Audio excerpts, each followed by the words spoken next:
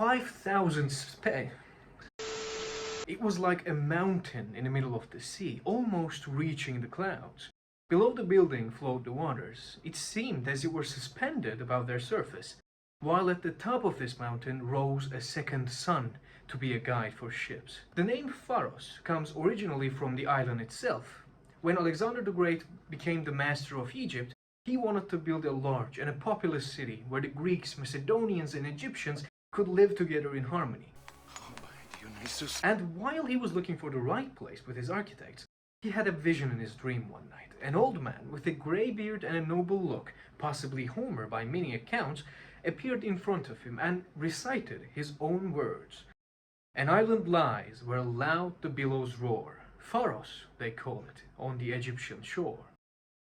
Upon this, Alexander immediately rose up and went to Pharos, and when he saw the magnificent sight in front of him, a solid limestone standing firm in a sea of shifting silt, he admitted that Homer was not only admirable and excellent in many other ways, but also a very wise architect. The Discovery Tour tells us that Alexander at first wanted to build the city on the island Pharos, but due to its lack of size, he instead chose a small fishing village nearby called Rakotis.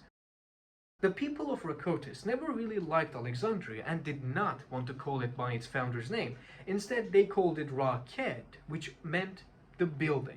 And although Alexander could never see the city that he built, his legacy allowed the world, allowed us to witness a wonder. The Pharos, the lighthouse of Alexandria. After Pharos, the island was connected to the mainland by a causeway. The Ptolemies, specifically Ptolemy I, Alexander's loyal follower, somehow also the thief of his corpse, wanted to build the lighthouse. But before he could begin the construction, he died and his son, Ptolemy II, continued his work. The lighthouse was designed by Sostratus of Cnidus. Some sources tell us that it was also financed by him, but according to Diodorus, it costed 800 talents. That is 23 tons worth of silver, 10th of the royal treasury when Ptolemy I assumed the throne. When we look at those numbers, that becomes kind of unlikely, personally impossible, but who am I to judge? The voyage along the coast of the Mediterranean is exceedingly long, and any landing is especially difficult. For from Praetonium in Libya as far as Iope in Coele, a voyage along the coast of some 5,000 stays, there is not to be found a safe harbor except Pharos.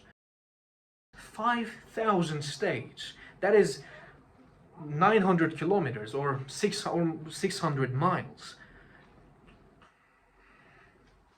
And the reason of this is there's a sandbank running alongside of almost the entire Egypt coast, invisible to anyone who is unfamiliar to these waters. Sometimes sailors thought that they safely reached the shore, but in fact they hit the ground and it resulted in a wreckage.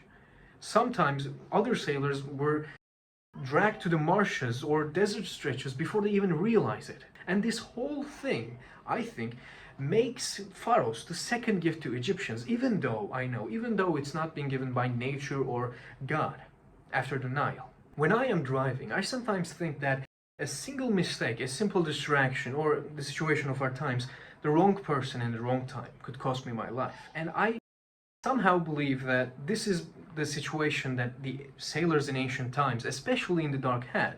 These might be one of the most amazing things I've ever heard in a while.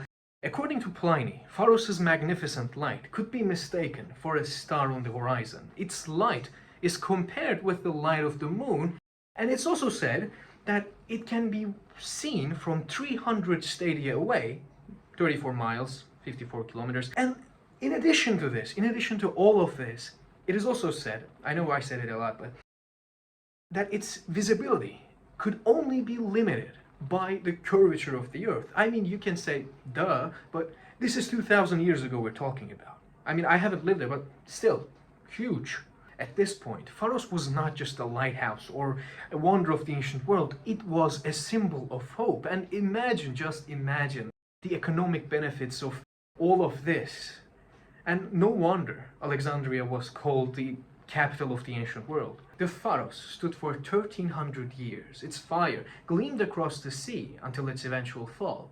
Today, its stones still stand in a different form, shaping the fortress of Cape Bay.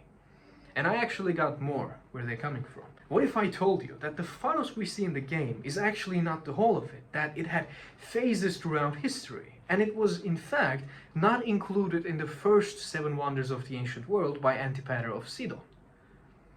These are what we will cover in the next video. Thank you for watching, it's been a pleasure.